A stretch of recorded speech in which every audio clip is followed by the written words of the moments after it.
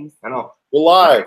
It's weird looking at David like this. I feel like we're being interviewed by David Serpa right now. Good morning, everybody. Good morning. And welcome to the Wednesday Wake Up Live with Katie Boucher, Zach Bach, and David Serpa, live from Scottsdale, Arizona. Good morning. In Winchester, California. And Winchester reppin'. So, funny story about Scottsdale and Phoenix. I was in Scottsdale. I worked for National Public Radio for about 3 months. Okay. And a lot of my viewpoints don't exactly align with National Public Radio. It wasn't the best job. And they sent me to Phoenix and Scottsdale in the middle of summer for training. Mm-hmm. And it was in my younger years when I would go out to the clubs. And I went to the clubs, and at 1 o'clock in the morning, it was hotter outside the club than it was inside the club where people were dancing. It was pretty funny. But yeah, that was my experience with Phoenix and Scottsdale. So how hot is it, David, really? Oh my God, it's hot. It's nice. I mean, I'll give you a little idea of what I'm working with here this morning.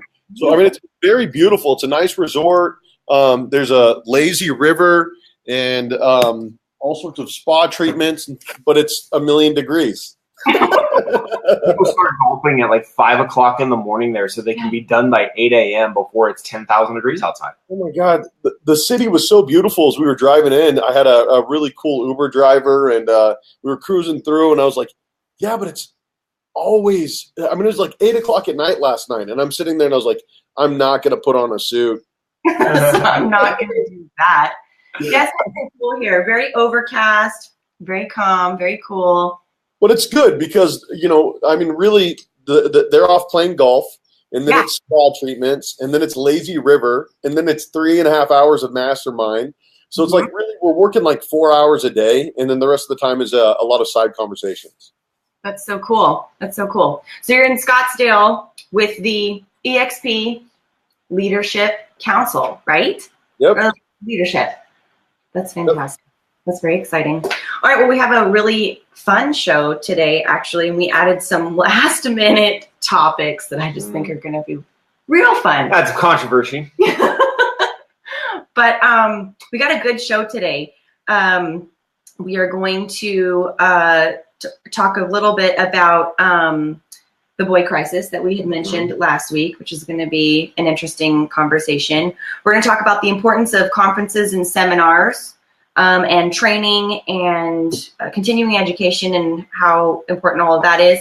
We have special guests today, Richie's Termite and Pest Control. Richie Perez is going to be here with us at about 8:30. We're going to interview him.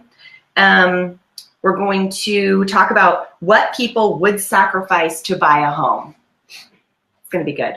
This topic is ridiculous. The fact that we even have to talk about this is ridiculous. I was reading Realtor magazine last night, and this article came up, and I was like, "Oh, that's kind of crazy." And then this morning it popped up again, and I read through it, and I was like, "Oh my gosh, people would be willing to do some crazy stuff." But I also sort of get where they're coming from, so I'm excited to talk about all that. I don't at all. I think my text message response this morning, though. But listen, I have a standpoint on this, and we will go over that. But first, I think we should talk about David. You are going next this Saturday. You're flying out to Washington D.C.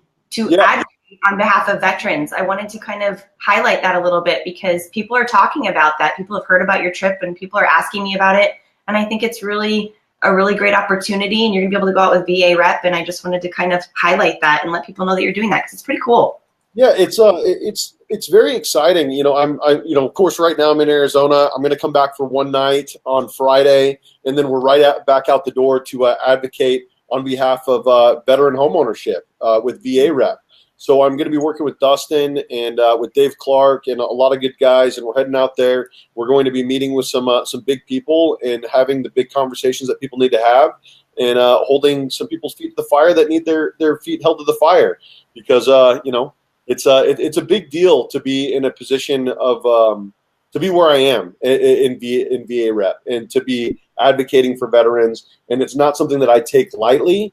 And quite honestly, I think veterans have been being preyed on by other veterans. I think veterans are being preyed on by real estate agents, by lenders, And I think there's a lot of predatory practices out there.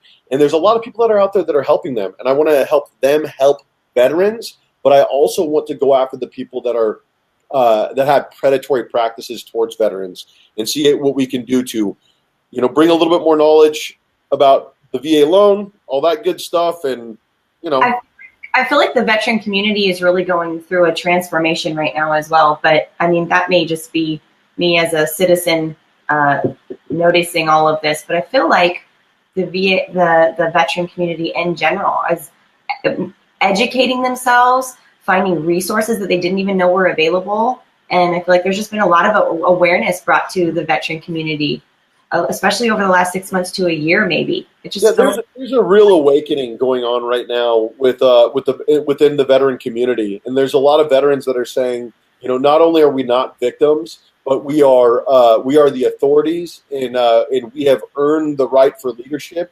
We have earned the ability to be good contributing members of society, and enough is enough with feeling like something terrible has happened to us. We signed up to serve. We served. We did a great job. Let's come back with honor and let's continue to serve. Yeah, I love that. I just felt like it was worth mentioning. Thank you. Okay, well, we're going to run the sock challenge. David's going to do it live from Scottsdale, and we're going to do it from Winchester. Right. So who wants to kick it off? Why don't you kick it off? We did it last week. I'm going to share this out real quick. You guys kick it off. I'll do it. Oh, Zach's going to go first. I have to take my shoes off for this. Zach's feeling real fancy. So there was a new Star Wars movie that came out. It was the Han Solo movie, if anybody missed that. And so in honor of a Han Solo movie today, I won't step on my toes, we have C-3PO on this foot, and we have R2-D2 on the other. No, they are two different socks, but they are a matching pair with C-3PO and R2-D2. David did something similar a few weeks ago. I like it. I know nothing about Star Wars. What? Copycat. I did it closer to May the 4th, though. I think it was the weekend you weren't here. Was it the day you guys were trying to call me out? It was the day we were trying to call you out, and that was the day that David did. Did you do Chewbacca and R2? I think something like that. It was Chewbacca, Stormtrooper or something. All right, Kate. We had this hilarious conversation the other day. I'll show you my socks, and then because I'm of course going to win, and then after I do that, we can talk about this funny conversation that David and I had. So it's really tough being a chick with pants and all that. But today we've got Superwoman in the house.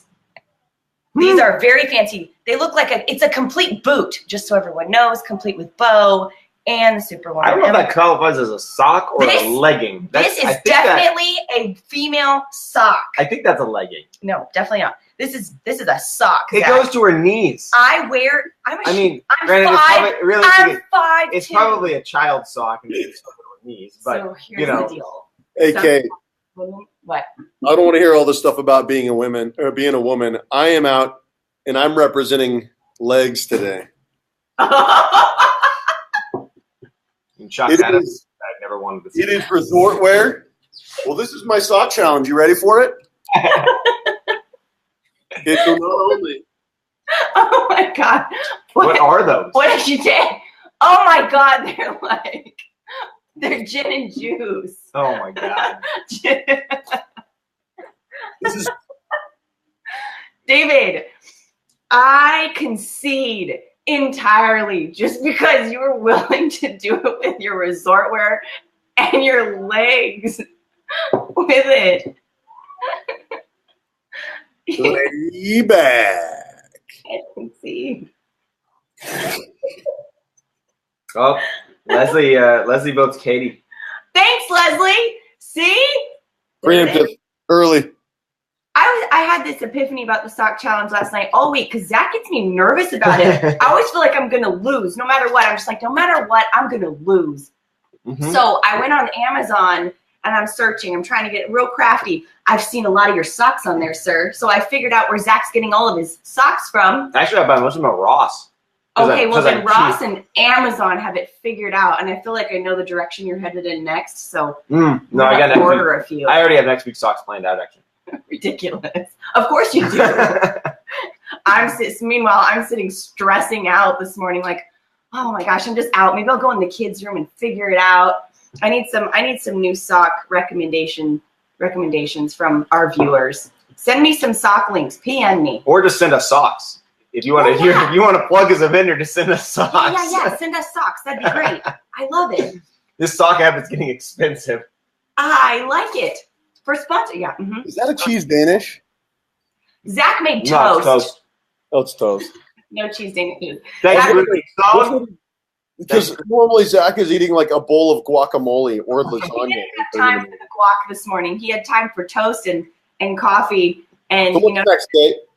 No, sorry. Okay, next. We're gonna. That's it for introductions. Other than I wanted to mention that season 2, episode 2 of It's About More Than Real Estate with David Serpa, Mia McLeod's episode is up live on iTunes on this morning. So the NAR's top 30 under 30. She's a broker owner out of Walnut, and. Yep. They are the most loved team in Southern California. Voted the most loved team in Southern California. Hey guys, it's Mia McLeod. I got a chance to interview her like 1 month before her baby came, her first baby, and she was top 30 under 30. She was a broker owner at 22, raised by a single mother, Filipino mother, who learned entrepreneurship from her mom. She learned all these great things from her mom. She put them to work, and her story is amazing. She's a fantastic person. She is so well loved by her team.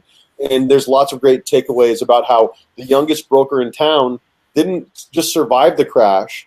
She was the only broker in town to survive the crash. And she did it with REO. And so we go into that. It's a fantastic story. I think that Mia's interview is fantastic. It was super impressive. I listened to it and I was so moved by it. And during the recession and everything, they never closed doors. I think they had how many offices were open? Like 10 or something like that. I forget how many, but they did not have to close doors. Opening their doors. You get a chance to look at a parent like, 4 weeks before the baby comes with the white furniture and everything, but she's just a beautiful person. She talks about praying for the world and, grateful and nothing but good things to say about Mia. Yeah. She's one of those people that makes me feel incredibly unaccomplished. No, but like when you listen to the podcast, when you listen to it, she made me feel like I was a more accomplished person just by listening to her experiences and what her perspective on her life and her business was. It really does. It made me kind of get introspective and be like, wow, I have accomplished a lot as well. It's a really good podcast. Rounds off that panel with Stephen Amaya's podcast coming out a little bit later. We got Oscar Tortola, Mia, and Steven. We were all on that Breakfast with Champions, a year and a half ago, and it's something that people still talk about. It was a great event held by SRCAR.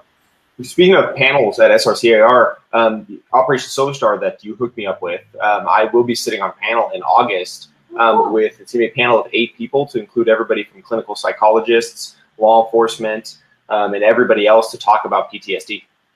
And so we're for August. So you and I are both going to be working on that together then on August 31st. Yes. That's so exciting. I didn't even know about any of this. Operation Silver I got the go ahead from my military side of the house to go ahead and do it too. So now I have to work with Bio. So cool. And it's going to be at the board. Yep, it's at the board. Very cool. I think that's awesome. I think it's going to be a great event. It's going to be August 31st. We're going to be talking about PTSD, anxiety, and there's going to be a whole panel of experts that are going to be there. And, of course, Operation Silver Star and the things that they're doing for veterans and then bringing it into the civilian community so that they're seeing it as well. It's fantastic. What another great resource. That's awesome. Yeah. Okay. Let's go ahead and dive right in. We mentioned this last week and we were going to touch on it, and so we're going to talk about the boy crisis. So it all started last week when we brought up, I had mentioned the book a couple of weeks ago. And that article, I actually have it right here. I ended up printing it and reading it again last night. The one you sent me. Yeah, and I didn't realize since this article has come out. So this was published February 21st of 2018. The Boys Are Not All Right from the New York Times. Michael Ian Black wrote this, and man, there's a ton of opinions out there about this. I'll tell you that much. It was overwhelming. I didn't even realize how much in just these couple of months, 8 weeks or so. how much this has caught people's attention for sure.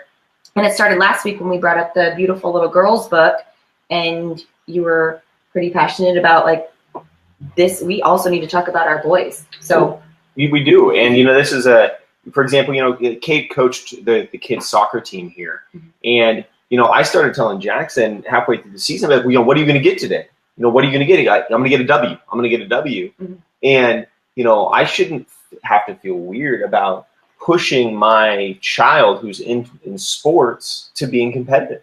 Yeah. Because that's completely okay. It's okay to be competitive in nature, and it's okay to want to win. But I feel like our society, the way that we're going, we get people go, well, why would you tell your 5-year-old it's all about winning? Yeah. Well, I don't want him to not grow up thinking that he can win. And so it's a very interesting. Reading this, it brings up the school shootings, the fact that it's boys doing the school shootings, and the fact that it seems that there's a disconnect. There's a big disconnect. Yeah, it talks about over the past 50 years, everything has been redefined, what it means to be a female, and that just hasn't happened as much for the males. And yeah, you look at the school shootings, and you look at what's going on in schools in general, and you look at what's going on with these little boys, and there is a lot of disconnect, and a lot of boys are being completely misunderstood altogether, I think.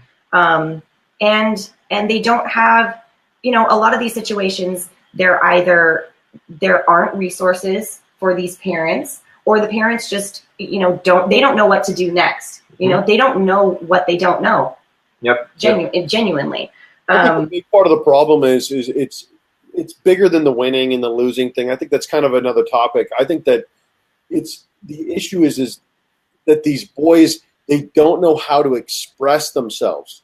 There was this negative stereotype that if a boy cries, or if he's frustrated, or if he's emotional, that he's gay, or that he's all these different things. And this negative thing that happened in the 90s and in the last decade was so anti-man, because men were being emasculated, and then they were also being underappreciated by society, and so we were trivialized, and then we got to a point to where we no longer had that identity, and it was nothing other than anger.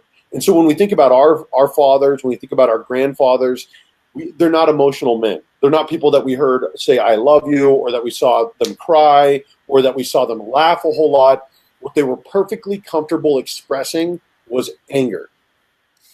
Yeah. Well, and there has to be a way. The pool guys here always. They got me. I was like, okay.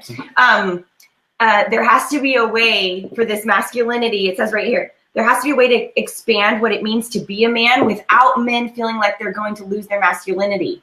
And so men aren't even able to pass this down to their children and show them what healthy emotion looks like. Show them that it's okay to cry if you're hurting. Show them that it's okay to nurture and hug, and tell your daughter, it's okay to cry, but then turn right back around and walk in and tell your son, it's okay to cry. It's okay to feel these things. It's okay to give me a hug. It's okay to ask for what you're needing, even if it's considered a feminine need. You know what I mean? Little boys need to be hugged. Little boys need to be loved. Young boy, teenagers, I got they need a conversation to be hugged. about that They at need the to gym. be cared for. I was playing basketball, and the topic of children came up, and a couple people there had young sons, and the topic came up of kissing your son. Yeah. And I was like, absolutely, I give Jackson a kiss. He'll kiss me on the lips. I don't care. He's my son. And, that's 100% okay. But a couple of the dads, they were like, I can't do that. I don't feel comfortable doing that. I'm like, you don't feel comfortable giving your son a sign of affection? And actually, I talked a lot about Rapport Leadership International that I went to when I was a kid. And I went recently, last year, I went back on team to help Rapport and to volunteer with them. And I was having a conversation with a father whose teenage daughter was graduating from Rapport. And I asked him, I said, when are you going to come back on team and volunteer? And he said, Zach, I'm a master graduate, which means he's gone through all the classes for Rapport. He said, before I was a Rapport graduate, he said I was a stone-faced father. I wouldn't hug my children. I wouldn't kiss my children. I would not show them any signs of affection. He goes, after going through this class and learning what it means to be affectionate towards your children, He said, I can't come back because I have so much empathy for other people. He goes, I would just cry the whole time. And this guy he was a big dude. He was a big, scary looking guy. Yeah. You know, and him saying, you know, he understands it's okay to cry. You know, it's okay to show that affection now. And that's where a lot of, you know, I feel like a lot of men are missing out, is they feel like going to something like that, or going to a seminar, or going to something that's, you know, get in touch with your feelings and emotions, it's emasculating. And they feel like, I can't do that. It'll make me a pansy, you know? No, it won't. It'll make you a better father. It'll make you a better husband, you know? Right down to what we do. Like, if you want to get together with another guy, you say, hey, you want to go grab a drink? You know, it's always based on consumption, or it's based on violence. And a lot of, hey, you want to get together and go kill something. You want to get together and go, you know, and listen, I understand that people like to fish, and I understand that people like to hunt, but we have to be able to have an identity, and we have to be able to get together with one another in ways that are not violent, orientated around violence. We have to be able to repurpose our bodies and our minds for something bigger than, men, we're really good at being violent. We're really good at being violent. We're really good at being violent. And we have to do better than that. Dancing. All about dancing. Hey, brother. Tell me to dance. Maybe not the line dancing. We were actually driving by this place the other day on the way to the airport to drive me off to come to Arizona, and they have the largest dance floor in Southern California, and they have a disco night. And we were saying, no, it's called Studio 54, Zach, and it looks like a real good time. We were saying we got to get Zach to get out there with us. We're going to go disco dancing. Yeah, we were driving, and we see this big, huge sign. It's like Studio 54, the best. Like, so they have a disco night in Empire. Oh, different. Oh, okay. Isn't that what you just said? Yeah, disco night. And David goes, "Oh, that would be really fun." All I can think about right now is us going on Amazon and buying leisure suits right now. Like we need to go buy leisure suits on Amazon like today. Like right now. You know it, bro. Send us links to leisure suits. Zach and David and I will be going to Studio 54 very soon. What? Who wants to come do disco? Who's coming? I feel like we would have a really good time. Seriously. Yeah. I was surprised that David brought it up, because I saw it and I was like, oh, that looks pretty cool. And then David was like, that'd be a real good time. We should get Zach and go. And I was like, oh my God, yes, that'd be so I will watch Saturday Night Fever for like 24 hours straight to get Travolta's dance moves down from that movie. I'm on it. I just want to go and watch you two mingle. Some of my best memories are the only time that men were allowed to put their hands over their heads. For the people that are signing on right now are just going, what is this? What's going on? David's waving his hands around. They're talking about disco. Oh, wait, actually, David's not even on the screen. I don't think. Oh, no, I'm on the screen. Are you? Okay, good. All right, good. So yeah, our boys, they don't know how to express vulnerability. Nope.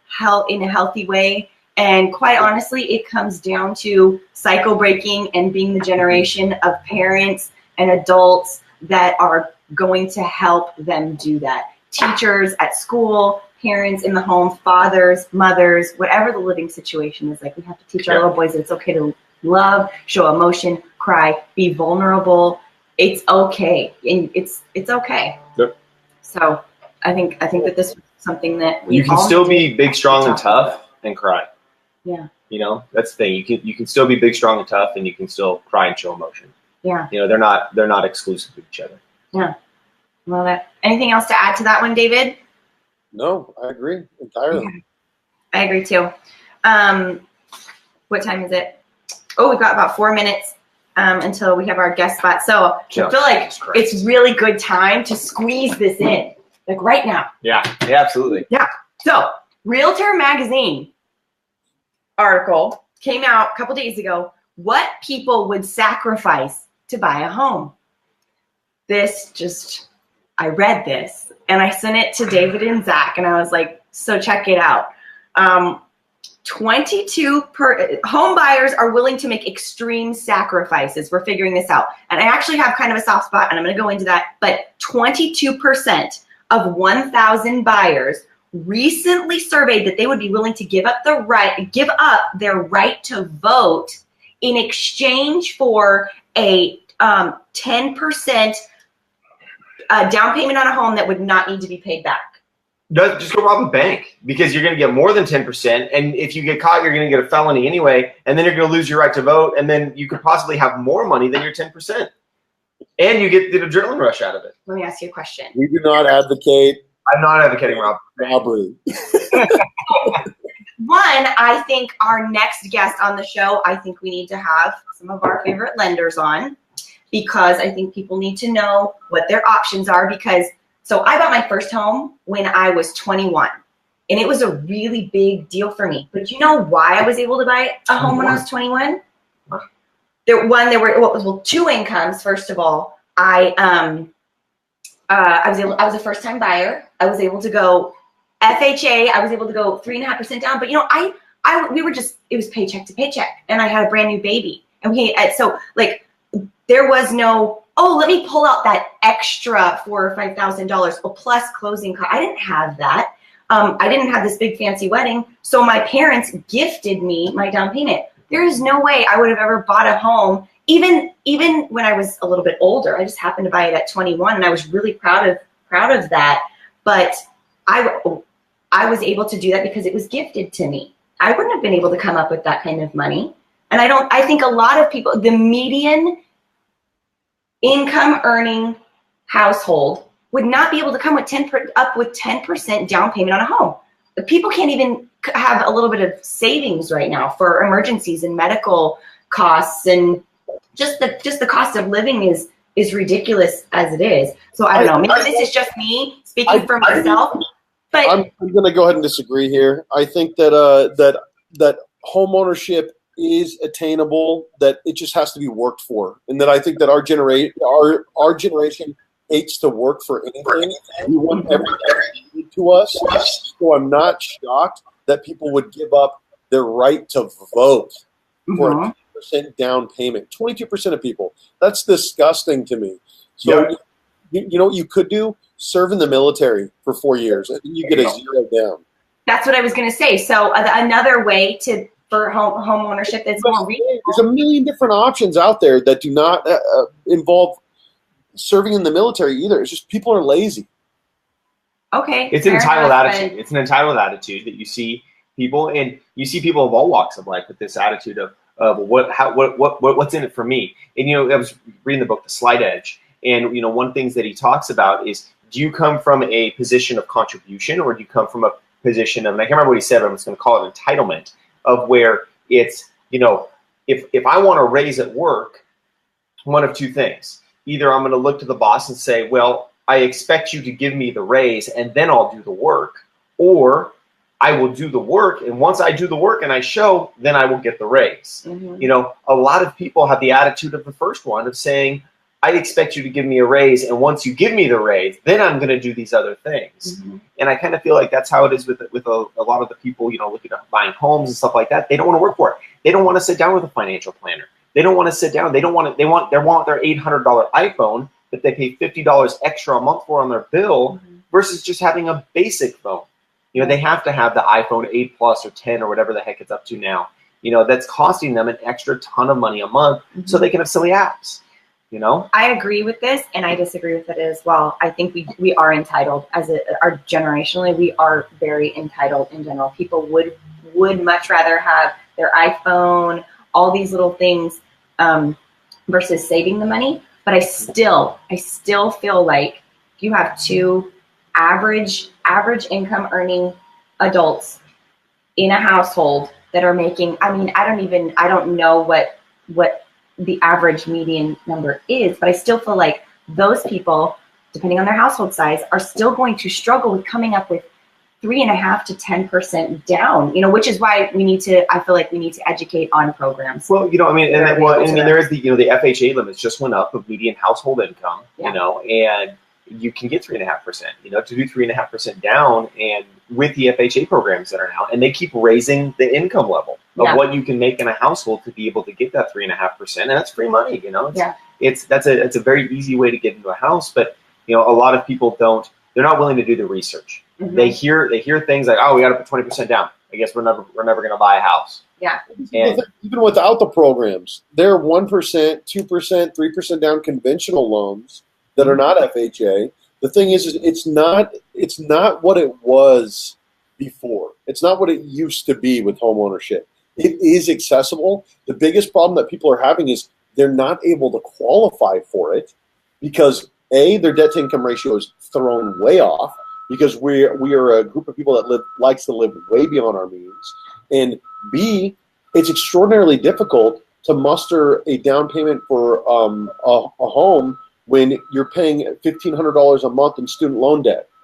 And so I think that we have a group of people that have massive amounts of credit card debt, massive amounts of student loan debt, and they're putting off starting families, raising families, and they're moving back in with mom and dad instead of, knuckling down and saying, hey, you know what? I built myself a hole and I got to get out of it. Yeah. So yeah, they are, and another one of them was the sports car was great. What was the percentage? There was a percentage. There's a percentage of people who would be willing to sacrifice their dream car in exchange for that down payment as well. But what happens is these people, they go out and they can finance their dream car. They figure it out, right? You figure it out. You go, you finance it. You do some creative financing. You get your dream car, and then but you still can't buy a home. That's it. I'll give up my toys. I'll give up my toys to make this work. But the thing is, like, this honestly scares me a little bit. I mean, granted, they only surveyed 1,000 people. It's not a ton of people, and we don't know what the age groups was. All we know is that they were buyers. But 22% of those people said, "I will give up a constitutional right to vote to buy a house." Are you kidding me? And it's the millennials. Millennials that are willing to do this. That's scary on another level because these are the people that are going to be decision makers in this country come 10, 15, 20 years from now. They are going to be, hopefully the people with the money, the people that are moving towards that middle, that middle class or moving into the upper class levels of income, and they're willing to give up a right to vote. Yeah. What else are they willing to give? I can't remember who it was. I want to say Jefferson that said, if you're willing to sacrifice a little bit of freedom for a little bit of security, you will have you'll have neither or deserve neither or something like that. I can't remember the exact quote. Mm-hmm. I'm a quote guy. I should have looked it up. I wasn't planning on citing it, but anyway. I think we got Richie in house, and I think that we need to get him on. And I just want to apologize to you guys. We normally have some sort of technical difficulty or another. And so, Edie says, cut that daily Starbucks. There's a save there. Zach says that, or Christian says that Zach won the sock challenge. Leslie says that Katie won. Nobody says that I won. David, screw you guys. I told you I conceded. I'm out. So that means I win by default. I feel like Zach will never concede. All right, hey, special guest. Okay. We have special guest, Richie's Termite and Pest Control is on with us. So you want to grab that chair? Yep. We're going to bring him on. Hi, guys. Hey. Welcome. Maybe we'll have you guys, can you squeeze everybody in? And I can stand behind you guys. I'm excited to have Richie on. Okay. He helped sponsor the book tour for the Machine Gunner's Guide to Real Estate. He's a great guy. It's one of those things where we kept having it again and again and again, where we had our clients that were not getting everything that they needed to get from the termite company that we were working with. And Zach was like, you got to work with Richie. Yeah. Yes. Good morning. Good morning. I'm well. I'm a little nervous, hot dog. I'm not used to being in front of a camera. Don't be nervous. I wish I could be there. How are you? I'm well. Yeah, I'm excited to be here. I'm not sure, what do we do? We wanted to have you on and just talk a little bit about your business and all the value that you've provided to our businesses. And Richie's Termite and Pest Control was also a sponsor of the Project Independence book tour. Absolutely. For the Machine Gunner's Guide to Real Estate. Yep, we're happy to do that. And that was very exciting. Thank you for that. So that was how I originally had found out about you guys. But didn't you originally find Richie's Termite and Pest Control? Yeah, well, I mean, we always, when we were starting the book tour stuff, and I actually think you reached out to us and said, I'm 100% on board. What do we need to do? And I went and I talked to them, and I said, we're not about just taking money from people. And I talked to him about his goals. Yeah. And he said, my goal isn't just to be every termite company. I want to take over Southern California, and I want to You know, I want to give people a level of service that they deserve from this industry, and I want to do it the right way. And I want to take over Southern California. You know, much how John Ruff said the same thing. You know, with the moving, and that was really what I said. Okay, you know, that's exactly what I wanted to hear, because we are all about that. We're about aligning with companies that aren't just in it for, you know, in it for a little while to get out and then call it a day, or half in, half out. He wants to take over all of Southern California, which, you know, I'm all about. That's fantastic. Do you want to tell us a little bit about your business? How many do you have on staff? We got 8 people on staff. Okay. I've been in the industry about 20 years, so I've been doing this a long time. I've grown up in this community. I love this community as well. I coach football in this community. My son is just now starting to coach football in this community also. He's a 19-year-old. He's coming on board with us. So we got that millennial aspect everyone talks about. You know, but you know, what we're about is team. I mean, we believe in team. We love team. We love community. So what we bring to the table is that. And I think that just bleeds out of our service. It bleeds out of all the all-stars that are on our team. And I say all-stars because we have, and it sounds crazy every time I say it, 80 years of combined industry knowledge in this industry right here. I've been doing it 20. My wife and I, we actually met in the termite industry. Really? And then my inspector on board, Matthew, he's been doing it 20. Our technician that does our pest control, 20. And again, my wife rounded up with the rest of that experience. So we just, you know, coming into this meeting here, I tried to think of what am I going to say, and all I can tell you guys out there is that we are team. That's what we believe in. That's what we do, and that's what comes out of our business. Hey, Richie, my brother, this is awesome, man, and I appreciate you coming on. But the thing is it is substantial, the difference. And I am a guy, I'm a loyalty guy. I'm always, you know, I'm the guy who will continue using an affiliate forever and long past when everyone was like, oh, I don't know about this, I don't know about that. But you came into an area that needed somebody like you with some honesty, some integrity. Pigs get fed, hogs get slaughtered. Why did you come in? What made you decide to get in and start doing this? And what's been the cornerstone of your success so far? You know, okay, so I'm gonna get a little bit into my heart. My dad was a police officer in Santa Ana, and when he died, he retired 8 months after he retired. He died of leukemia. At that time, my dad and I didn't have a deep relationship. But when I went to the funeral and I saw the amount of people that he affected in his life, people I didn't have no clue, knew him, nothing about him, but I mean, they knew about him. I knew nothing about them. Mm-hmm. But when I saw the impact that he made with his life, it blew me away. And I decided at that moment, even though I still struggle with life and getting into the point where I'm at now, I decided at that moment, though, I'm going to do something that's important. I'm going to make my life count. And so that's it. I mean, if I can put it in a little nutshell right here on this table, I want things to count. You know, I want it to be something. And legacy, you know, I want to leave behind something. Yeah, I love it. I love it. Legacy, purpose. All of that. Yeah. That's great. I don't mean to come off like that's Richie. No, you know, that's me. That's what we want. That's who we want to work with. I feel like that's what we're all about. That's what we do here. So team, heart, purpose, the bigger picture. You know, that's really important. And your wife is so fantastic. Oh, now, she is so professional, and she just all of your staff, everybody that we've talked to, everybody that I've worked with, just very professional, very helpful. If it wasn't for your wife, you wouldn't be on today because she's in the best at communication. She grabs me by my leash. Come on, let's go. Let's get this together. So I'm happy to be here, though, guys. I can't say enough thanks. Seriously, like it means a lot to me that I get to sit here with you guys.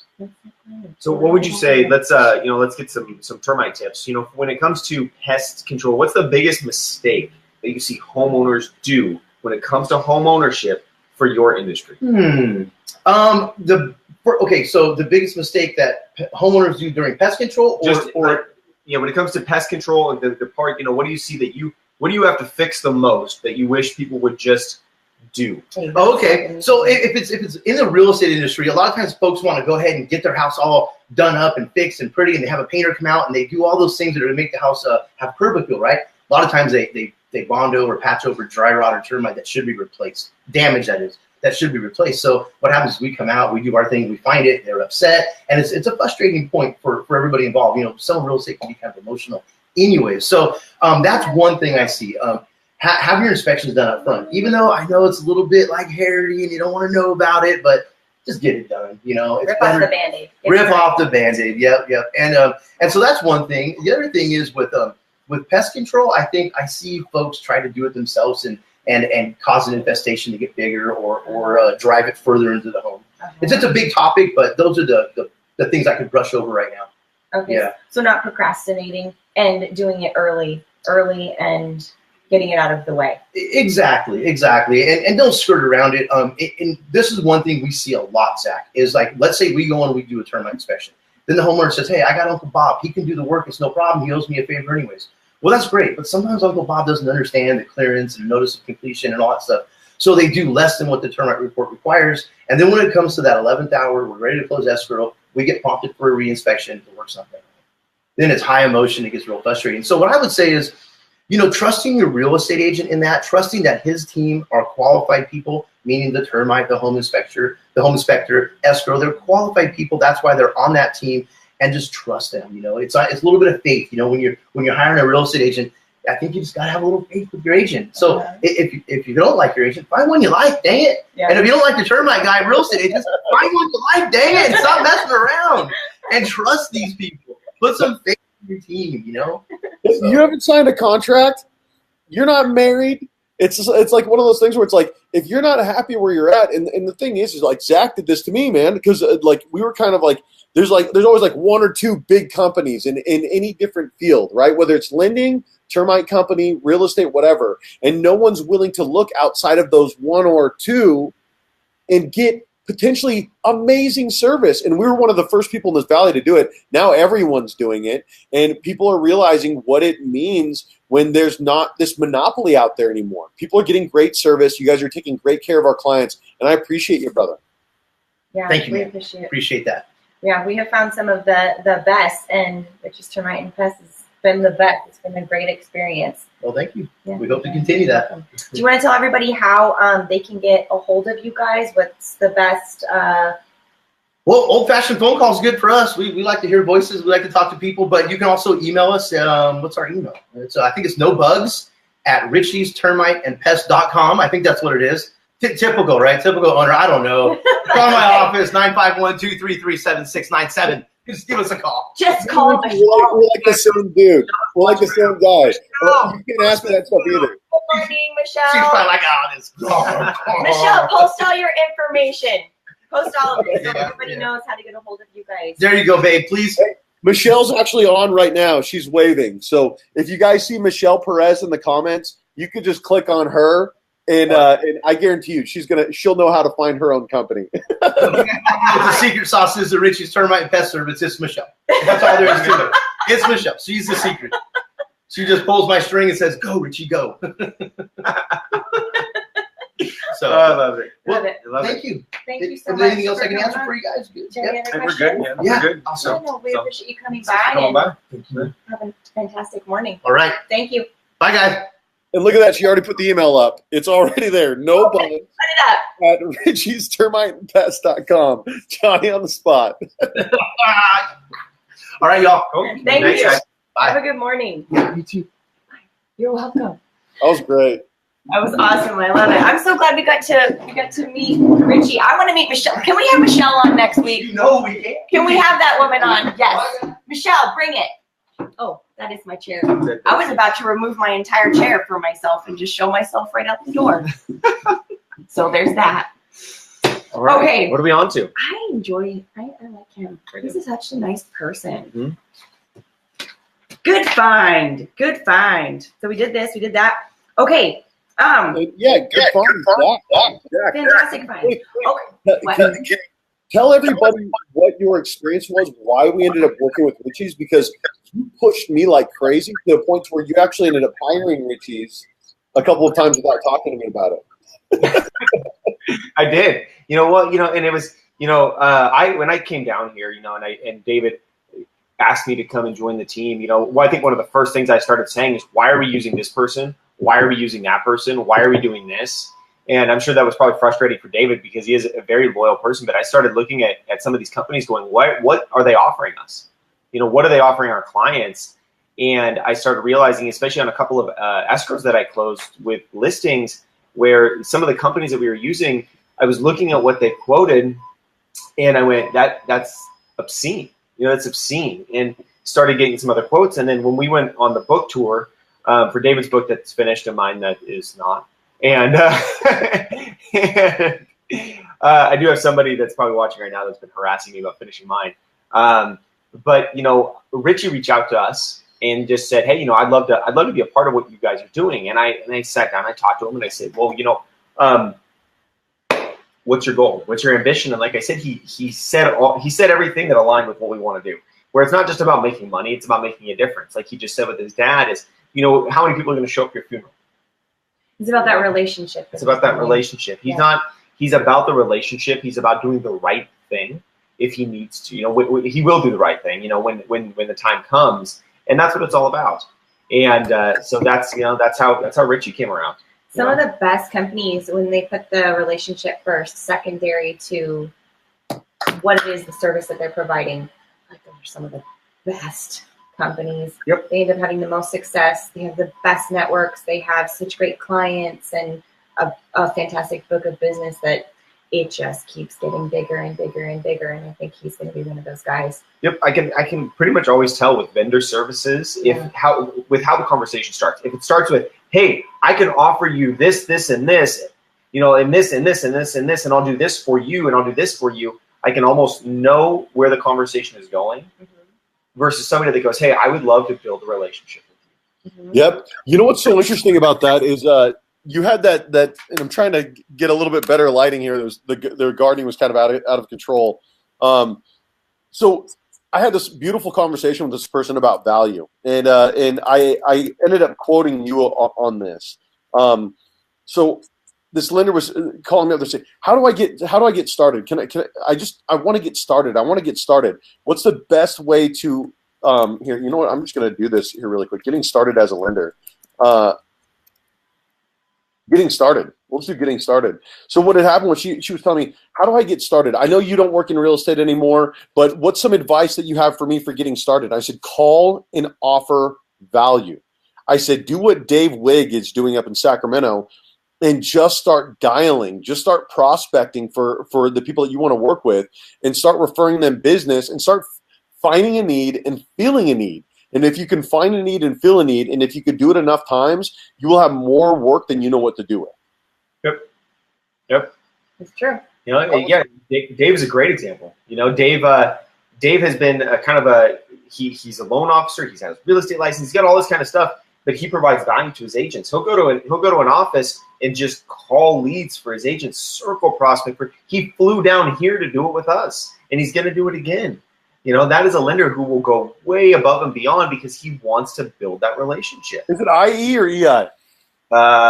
IE. Damn it. All right. Dave understands that, when he's the newbie in the game and you've got big dogs, you got to do something different. You can't just do what everybody else does. Hey, I'll give you $2,000 a month in ad spend, just match it and we'll be good, and I'll print your open house flyers for you. That's right. Come on, I can print open house flyers myself. I'm not too worried about open house flyers. Yeah. And you have to do something different. If you always do what you've always done, you'll always get what you've always got. Well, hey guys, you want to do a quick show recap before we move on to books and I take off? Yeah, absolutely. So David is live in Scottsdale at the eXp Leadership Council, having a great time. We talked about the boy crisis, what our little boys need, that they need to be able to feel vulnerable and they need to be able to show emotion and feel safe in those spaces. And we as parents need to start encouraging that. Our generation, we need to encourage that vulnerability in our boys so that we stop having things like school shootings. We talked about what people would sacrifice to buy a home. Yep. Which was interesting. 42% would sacrifice the right to vote, for the record. Right. They would sacrifice their right to vote in exchange for a 10% down payment on a home. We didn't get to our last topic, but I know we're going to have David sign off and we're going to go straight into book recommendations. So next week we will talk about the importance of conferences, seminars, things like Family Reunion and LCA Coronado. We had a fantastic guest on today, Richie's Termite and Pest Control, fantastic company that we work with. You know what? What? I just got all the comments now. Everything showed up. So what we'll do is I didn't get everything because the first part of this didn't go through, but I've got it now. And I just want to say that Leslie changed her vote and that I won. There it was. I know, it was the legs, Leslie. It was the legs. I'm telling you. Then we're tied. But, this is like an official ballot. Once your vote is cast, you can't pull your ballot back out of the ballot box. So sorry, Leslie. Nice try. She said that we are all winners. She said cut out the Starbucks. Brianna told me that I was not on the screen earlier. Bryce says hello. That's my nephew. Zach all day. Christian Stone. Leslie said that Katie won before she changed her vote. And, of course, the contact information for Richie and Richie's Termite and Pest. Oh, good. Okay. Awesome. We can talk about the importance of seminars really quick. I don't have anywhere to be right now. I just wanted to make sure that we were kind of keeping on time. That book recommendation. We're going to talk about super conferences versus like these small ones. We talked about family reunion. Family which I don't think you can beat. I think it's family reunion is really the conference of all conferences. The education available at that conference was insane. It was college level. That could have been a 2-week long thing, and they would have easily had enough content to fill it.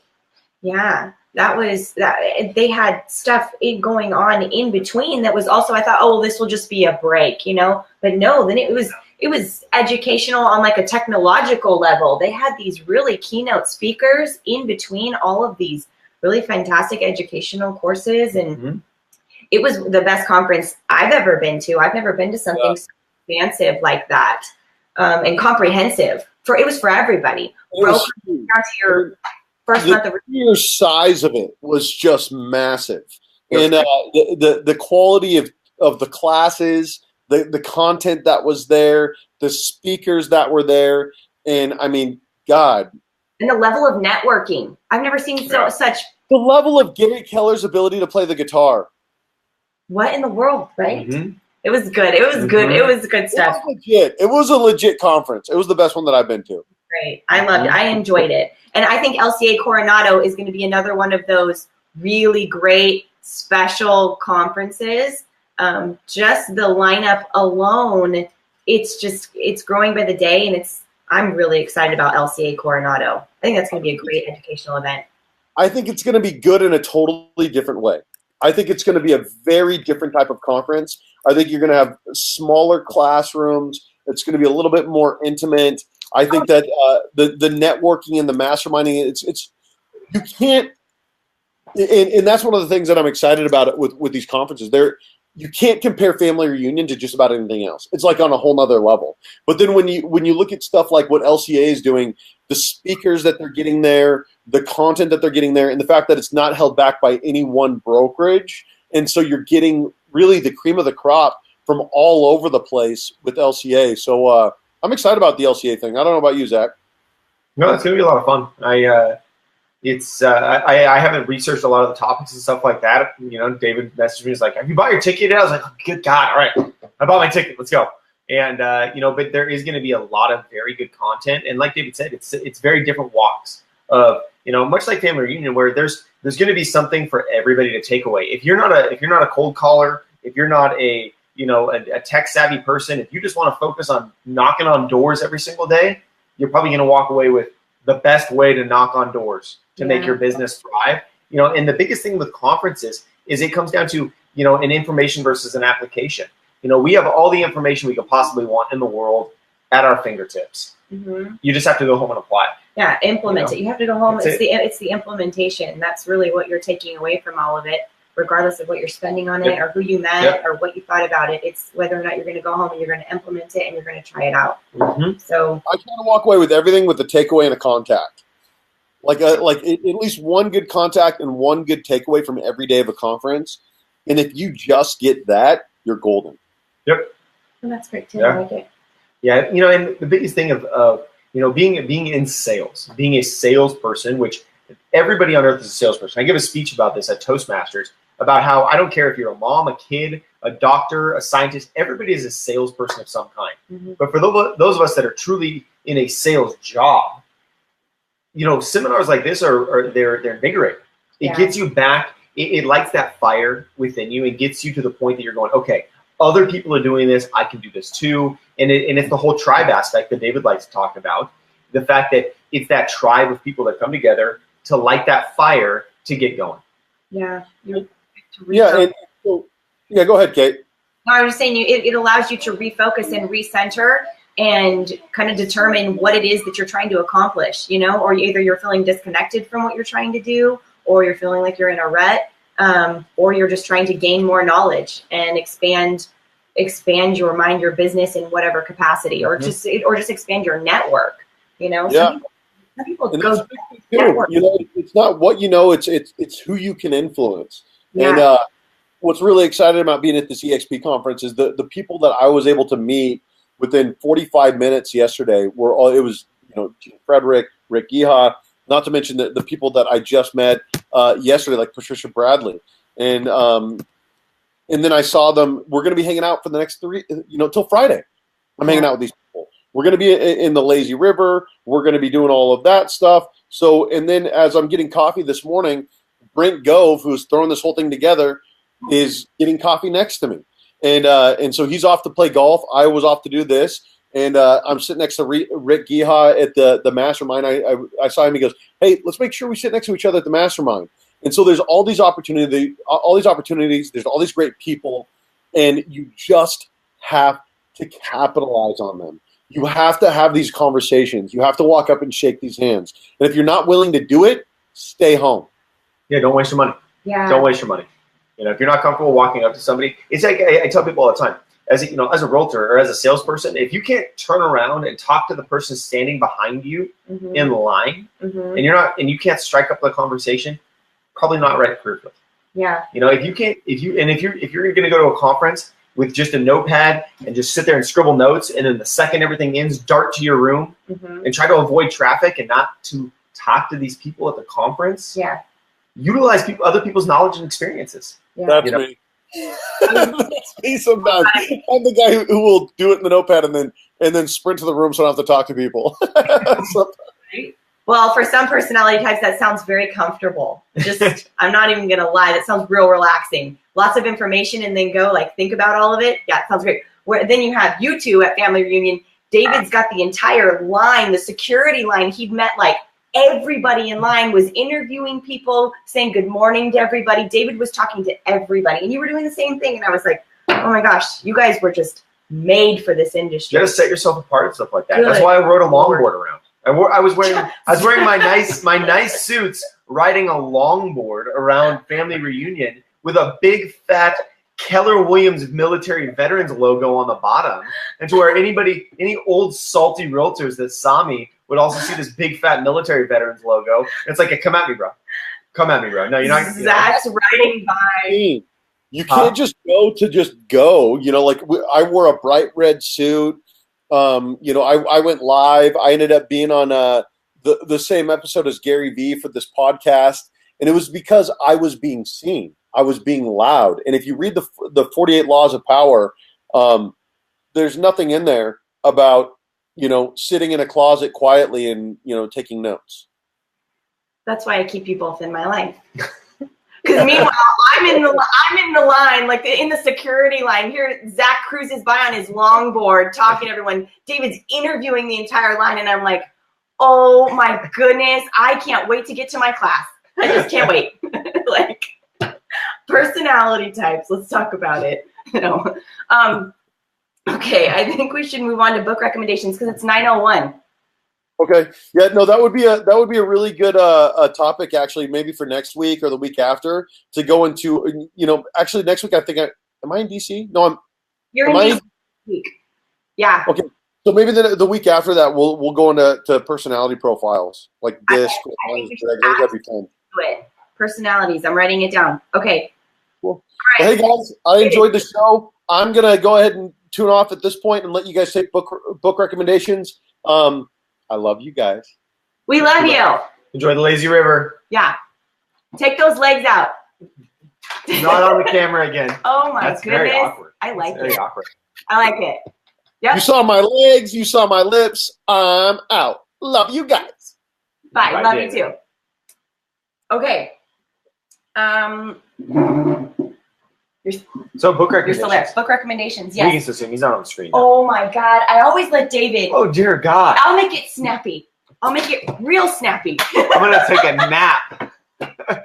I'm excited. All right, have at it. But I'll Jake. make it snappy because one of Do them you want are me two. to? You want me to like bake a cake while you do this, or should Listen, Zach. It's gonna be a real good I time. maybe make some baklava? I think that takes like 12 hours to make. But listen, all right. If you want to talk, I also think I'm gonna make a note. We should talk about gratitude on one of the next shows because gratitude is really important. I read this book and I was in physical pain. I mean, I've never been in physical pain before. David recommended this book to me, The Road by Cormac McCarthy. Have you read it? You were in physical pain after reading it, or before you? During. After for about a week, and I'm not kidding you, I had to Wow. take breaks. I've never had to take breaks with a book. I can just blow through it. Anyways, this book gave me physical pain, but made me so incredibly grateful for my life, for air, for my children, for everything. This is like a post-nuclear, it's this man and this boy, and they traveled down this road. They are heading west towards the coast. They're in survival mode. It's been years since this post-nuclear, everything's on fire. There's a movie about that. There is a Okay. movie about it. I have not watched it. I don't know if I could physically make it, but this will just make you appreciate and your life, and no matter what is going on in your life, you know, you have to find the gratitude in it. This is a fantastic book. Read it, The Road. 12 Rules for Life by Jordan Peterson. This was one that was sent to David, and I have been reading it. I've also been listening to it on audio. This is the most intellectually stimulating book I have ever read. The 12 Rules for Life. It's fantastic. Read it. This guy is brilliant. He breaks it down all the way to a biological level on some of it. Fantastic book. Unshakable, Tony Robbins. Christian Stone recommended this book to me about a year ago, and I picked it up. I haven't read it. I started reading it. It's fantastic, Really? especially for millennials who we are not investing. We are investing the way that we did right before we went into the Great Depression. We are not doing it. That's not Things are happening. So this is a great book for everybody to just education on investment and growing your wealth and everything else. The Boy Crisis. This was what Zach and I touched on today. It's fantastic. Living with Intent by Malika Chopra. Yes, she's fantastic. Deepak Chopra's daughter, Living with Intent. It's a fantastic book, especially for women, mothers, females, and men. It's great. And it's got a bunch of actionable steps that you can take to live with more intention. You know, with this one, I have my Bold bracelet on today, which is training from Keller Williams, and Bold is literally that's what it's about. Is Bold is not a real estate class. It is not. It is Bold is offered by a real estate company, but yes, it does focus on actionable steps for your business. But the takeaway from Bold is not real estate. The takeaway from Bold is life changing. Yeah. And you look at some of the people that have taken it that have talked about Bold didn't just change their business, it changed their entire life, because it's all about this. It's about living your life with intention. It's about waking up with a purpose, kind of like my book is about that I will someday finish. I'm excited. But it's very, very interesting. I'll probably have to read that one. You will want to read this. It's great. It's obviously very female centered, but it's fantastic. Children's books. My God, The Giving Tree. If you have not read this to your children, have you read this to Jackson? No. Oh my gosh, Zach, read this tonight. Best book. Best book. David's got the old man tattooed on his arm. There's a lot of meaning behind it. It's about this little boy in this tree and this journey that over a lifetime, and it's beautiful. If you haven't read Bad Kitty to your children, Bad Kitty is amazing. I want to get a bunch of them. It's hilarious. Talks about, anyways, the kitty's very bad, and then the kitty ends up being very apologetic, and then it has to do with the alphabet, and it has to do with all these things that he fixes, and it's hilarious, so funny. I love it. And my most favorite, it's also David's favorite, I bet, Big Words for Little People. It's about teaching your kids what responsibility and cooperation and appropriate and intelligence and all these big words mean. It's a really fantastic book. It's fantastic. All right, that's it. That's my soapbox. I brought one, and I actually didn't bring it. I just pulled it off. Zach. I just pulled it off of David's shelf because I knew he had it. And it's David and I talk about this book all the time, but I don't think it gets enough press. And I actually had a conversation with somebody about this book, and they felt that this book was manipulative, in a way to manipulate people. And so I thought about what that person had told me for a while, actually, of where somebody could think that. And I realized that it's because of when this book was written. This book was written 70 years ago, almost 100 years ago. I think it was written in the 30s. And We have strayed so far away from this book that people look at it and go, just the name of it, How to Win Friends and Influence People, you know, and this book is amazing. You can just flip through just the summaries of the chapters in this book and go, wow, there's some good takeaways. For example, if I can find one here. The name is very deceptive. It is, you know, and I didn't like it at first. I hated it. How to make people like you instantly. Yeah. You know, but it's simple stuff like, okay, so have 6 ways to make people like you. Become genuinely interested in people. Smile. Remember that a person's name to that person is the sweetest and most important sound in any language. Be a good listener. Encourage others to talk about themselves. Talk in terms of other people's interests and make the other person feel important and do it sincerely.